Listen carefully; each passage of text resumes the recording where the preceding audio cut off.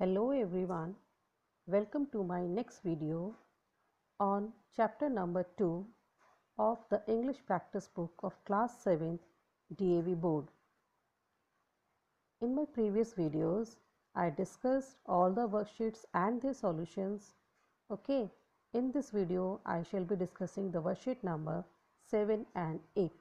So, let us see what the worksheet number 7 says. Worksheet number 7 is work with your partner.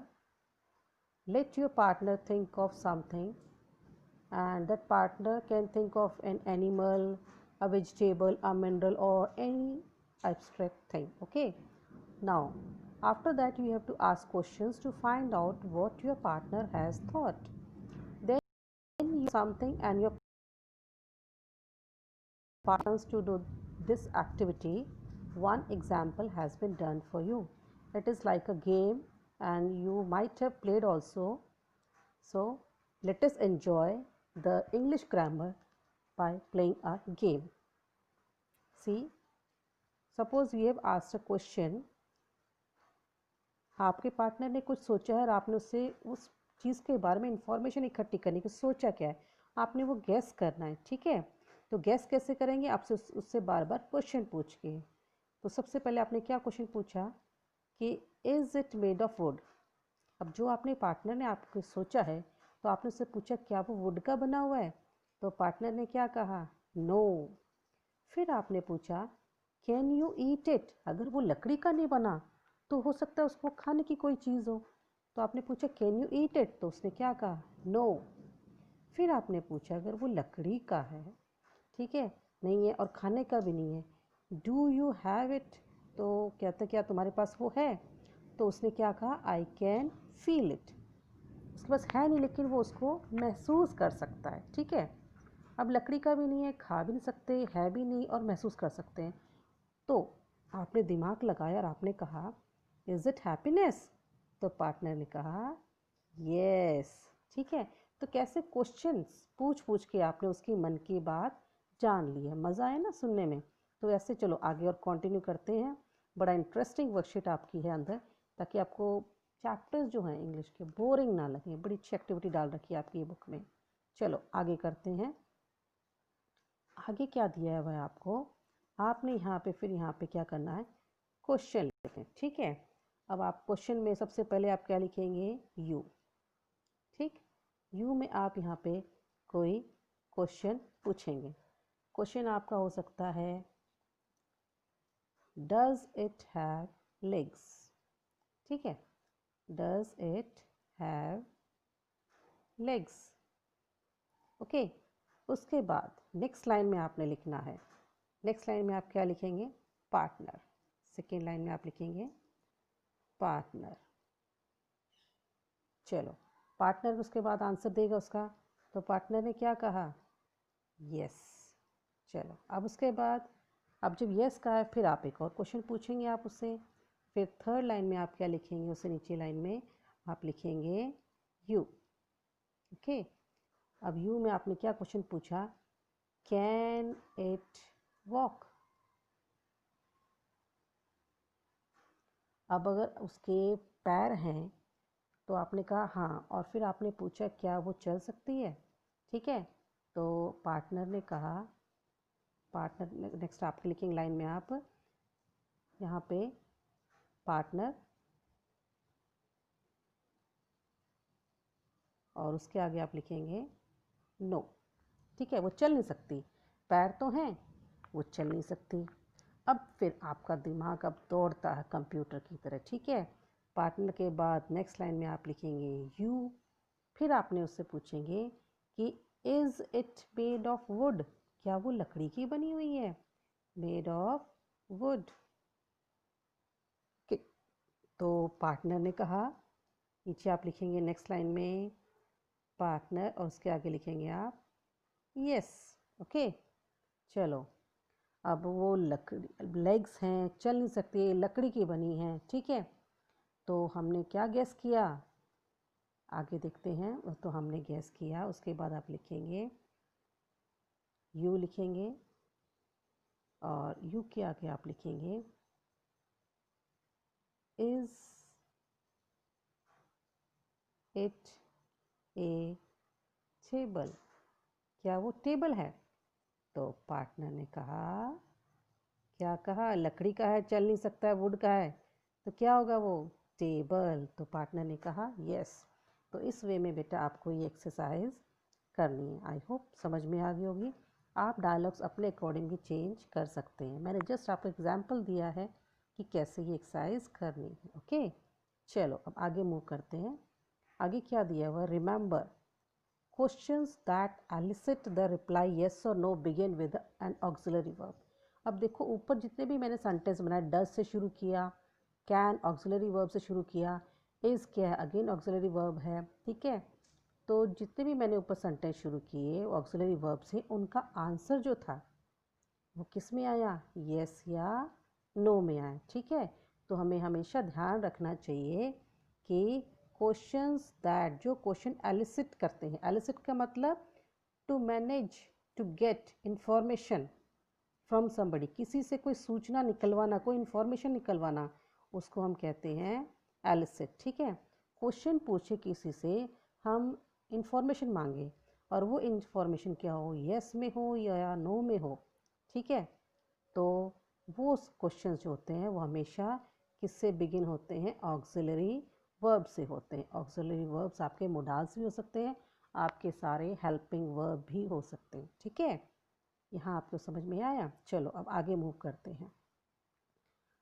अब आपके साथ आगे दिया हुआ है कि please discuss briefly the forms of auxiliary verbs that can be use to ask questions.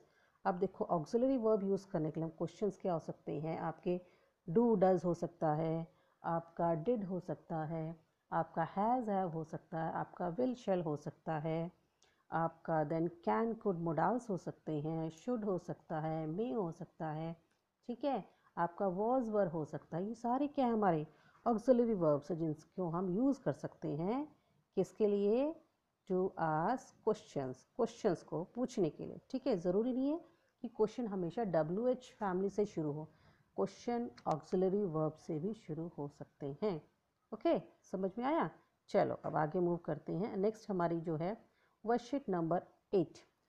Heading देखो आप, आर यू ग्रीन, कि आप ग्रीन है, मतलब ग्रीन का मतलब है कलर नहीं है, कि how much environment lover you are, how much eco friendly you are. ठीक है, आप पर्यावरण के बारे में कितना सोचते हैं। जितना आप पर्यावरण के बारे में सोचेंगे, जितना आप एनवायरनमेंट के बारे में सोचेंगे, उतने ही आप ग्रीन हैं। ओके, तो ये वर्कशीट उसके बारे में। ठीक है, अब देखो आगे, work with your partner to find out, आपने अपने पार्टनर के साथ कुछ आपको क्वेश्चंस दे रखे हैं, उनकी आपने करना है write appropriate sentence in the spaces given and the first two have been done for you. आपको क्या करना है? कोई सिचुएशन देनी है उसमें। ठीक है, और वो सिचुएशन दे के फिर आपने 3 ऑप्शन रखने हैं। देखते हैं आपका सही ऑप्शन क्या होता है। एग्जाम्पल देखो आप, सिचुएशन है कि you like magazines and read 2 और 3 इन अ वीक। आपको मैगजीन पसंद है, ठीक है, आप 2 या 3 एक वीक में पढ़ लेते हैं। तो what do you do with your old magazines? तो आप अपनी पुरानी मैगजीन्स का क्या करते हैं? आपको सिचुएशन, तो आप उसका क्या करते हैं? 3 ऑप्शंस आपने ऐसे ही कोई सिचुएशन देनी है, जैसे कि आपको ये सिचुएशन दी हुई है, और उसके फिर 3-3 ऑप्शन ऐसे जैसे ये लिखे हुए हैं। ठीक है, अब देखो मैगजीन्स का हम क्या करते हैं? पुराने का है give them to my friend to read, एक ये ऑप्शन हो सकता है। Burn them in the garden, garden में जाके सारे इकट्ठा करके जला देते हैं। और take them to the paper bank to be recycle, आपने देखा होगा रद्दी वाला आता होता है, ठीक है, वो हमारे घर से प्लास्टिक और पेपर लेके जाता है जो कि रिसाइकल किया जाता है। तो क्या आप पेपर बैंक को देते उसको रिसाइकल करने के लिए? तो अब देखो वर्कशीट नंबर 8 मैं दोबारा समझा रही हूँ। आपको क्या करें, कोई एक सिचुएशन दी जाएगी, उस सिचुएशन में आप क्या करेंगे? आपने ऐसे 3 ऑप्शन देने हैं। ठीक है, अब चलो आगे मूव करते हैं हम लोग। नेक्स्ट सिचुएशन आपको क्या दी हुई है? देखो, you buy food at your local shop, आपको अपने कोई घर के पास कोई लोकल शॉप है, वहाँ से आपने फूड खरीदा। ठीक है, how do you carry it home, अब उस फूड को आप घर पे कैसे ले जाएंगे? नॉर्मली हम लोग क्या करते हैं, शॉपकीपर हमें कोई पॉलीथीन दे देता है, उसमें हम कैरी करके ले आते हैं। जैसे तो आजकल पेपर बैग भी चले हुए हैं, तो आप कैसे कैरी करोगे उसको? सिचुएशन आपको दी हुई है, ask the shop for a cardboard box to carry, कोई आप कार्डबोर्ड का बॉक्स जो होगा उसमें आप उसको दोगे कि भाई उसमें डाल के दे दो, मैं उसको कैरी करके ले जाऊँगा। Ask the shop to deliver it, आप शॉपकीपर को भी मेरे घर पे डिलीवर कर दे। और bring your own bag with you, या आप अपना खुद का बैग लेके आएंगे। ठीक है, तो ये आपको दे दी सिचुएशन। ओके, तो मेरे ख्याल से तो थर्ड जो ऑप्शन है हमें यही फॉलो करना चाहिए। We should bring our own bag, we should always carry our own bag while going for shopping. It can be either a paper bag or a bag of cloth. Okay, चलो अब third situation देखो क्या है आपके आगे। You have bought some new clothes, आपने कुछ नए कपड़े खरीदे हैं। ठीक है, अब इसी के आगे आपने एक क्वेश्चन लिखना है, आपसे क्वेश्चन पूछना है। क्या लिखेंगे आप लिखेंगे what will you do with your old clothes। ठीक है, what will you do with your old clothes। तो जब आपने नए कपड़े खरीदे तो पुराने कपड़ों का आप क्या करेंगे। ओके, तो पुराने कपड़ों के लिए आप क्या करेंगे, सबसे पहला ऑप्शन देखो आप, sell them and buy more new clothes with the money. कई बार होता है ना पुराने कपड़े खरीदने वाले आते हैं, तो एक तो ये सिचुएशन हो सकती है कि आपकी कंडीशन कि आप उसको बेच दो और जो आपको बेचने के बाद पैसा मिले उससे आप नए कपड़े और खरीद लो। ठीक है, और दूसरा ऑप्शन क्या हो सकता है, give them to charity organisation, किसी चैरिटी ऑर्गेनाइजेशन को दे दोगे जैसे कि रेड क्रॉस है। ठीक है, और अ चैरिटी होम, या किसी चैरिटी होम को दे दोगे। तो दो सिचुएशन तो आपको दे दी। अब तीसरा आप क्या कर सकते हो, तीसरा आप क्या कर सकते हो, आपने नॉर्मली क्या देखा होगा बेटा, घरों में जब पुराने कपड़े होते हैं आपकी जो मदर्स हैं वो क्या करती हैं, या आपके घर में कोई और एल्डर होंगे वो क्या करते हैं, दे एक्सचेंज देम फॉर यूटेंसिल्स, उन पुराने कपड़ों को दे के बर्तन खरीदे जाते हैं। तो थर्ड पॉइंट आप क्या लिखेंगे, थर्ड पॉइंट में आप लिखेंगे एक्सचेंज देम फॉर यूटेंसिल्स। ठीक है, उनको दे के बदले में आप क्या ले लेंगे, बर्तन ले लेंगे। ठीक है, आप चलो आगे फोर्थ एक्सरसाइज सॉल्व करते हैं। You live 5 kilometres from the place where you study, मान लीजिए जहाँ आप पढ़ते हैं। ठीक है, और आपकी पढ़ने की जगह है आपका स्कूल, जहाँ पढ़ते हैं उससे आप 5 किलोमीटर दूर रहते हैं। Okay, so how do you get there each day, daily आप वहाँ कैसे जाते हैं। ओके, तो फर्स्ट सिचुएशन आपको दे रखी है राइड अ बाइसिकल, दूसरी हो सकती है कैसे, आप लोग बहुत से बच्चे स्कूल बस से जाते हैं ना, तो गो बाय बस हो सकता है। ठीक है, या आप हो सकता है गो बाय, बहुत से बच्चे रिक्शा से भी आते हैं, ऑटो से भी आते हैं, तो गो बाय रिक्शा, या आप ऑटो भी लिख सकते हो। ओके, और अगर आपको लगता है कोई और ऑप्शन हो सकता है तो आप वो भी लिख सकते हो। ओके, तो ये हमने कर दिया एक्सरसाइज नंबर 4 इसकी। अब इसकी फिफ्थ वाली देखते हैं। फिफ्थ वाली वर्कशीट है, you have just spend a lovely day having a picnic on the beach. अब हाल ही में आपने क्या किया है, आपने अपना जो स्पेंड किया है बहुत शानदार दिन बीच के ऊपर। Okay, what do you do with the food that you have eaten. अब देखो जब पिकनिक पे जाते हैं तो बहुत सारा अपना पसंद का खाना लेके जाते हैं। ठीक है, जो और ज़्यादातर मोस्टली हम लोग आजकल क्या लेके आते हैं, फास्ट फूड। ओके, तो जो आपका वहाँ पे खाना बच जाता है उसका आप क्या करते हो। देखो फर्स्ट ऑप्शन क्या है, throw it in the sea for the birds and fish to it, जो बचेगा अगर आप बीच पे गए तो वहीं पर आपने समुद्र में इसको फेंक दिया ताकि जो बर्ड्स हैं या फिश हैं उसको खा सकें। ठीक है, मेरे हिसाब से तो ये गलत होना चाहिए। ठीक है, अच्छा अब नेक्स्ट पॉइंट इसका क्या हो सकता है, ठीक, to go give it to, हम कई बार क्या होता है वहाँ पे मांगने वाले होते हैं तो हम उनको भी देते, तो give it to the poor people. ठीक है, पुअर पीपल बोलो या आप अपने पुअर चिल्ड्रन बोलो, कोई गरीब बच्चे हों या गरीब लोग हों तो उनको भी हम दे देते हैं। ठीक है, और क्या कर सकते हैं हम लोग, थर्ड पॉइंट इसका क्या हो सकता है, पैक इट, या फिर हम जो बच गया है खाना उसको हम पैक करेंगे and bring it back home. ठीक है, या उसको हम वापस घर पे ले आएंगे, बहुत से लोग ऐसा भी करते हैं, बचा के घर ले आते हैं। ठीक है, तो आपको समझ में आ गया। अब चलो अब आगे हम 6th वाली एक्सरसाइज देखते हैं। अब यहाँ पे आपको क्वेश्चन भी बनाना है और उसके तीनों ऑप्शन भी लिखने हैं, ठीक है। अब क्वेश्चन क्या बनेगा, देखो बच्चों को एग्जामिनेशन से बहुत डर लगता है, ठीक है। चलो मैं आपके एग्जामिनेशन पे बना देती हूँ। तो हम इसका 6 नंबर पे बनाएंगे सेंटेंस। लिखेंगे आप, टुमारो इज़ योर एग्जामिनेशन, ठीक है। कल मान लीजिए आपका एग्जामिनेशन है, ओके। इसके आगे आप लिखेंगे what preparations have you made. तो जो एग्ज़ाम है उसके लिए आपने क्या तैयारियां की हैं। बहुत से बच्चे तो बहुत अच्छी तरह बहुत तैयारी करते हैं, हर चीज़ को पहले से रेडी करके रखते ताकि सुबह कोई चीज़ भूल ना जाए, ठीक है। तो what preparations have you made, आपने क्या क्या तैयारियां की हैं, और उसके पीछे आप क्वेश्चन मार्क लगाएंगे, ठीक है। ये आप नंबर 6 के सामने लिखेंगे, ओके।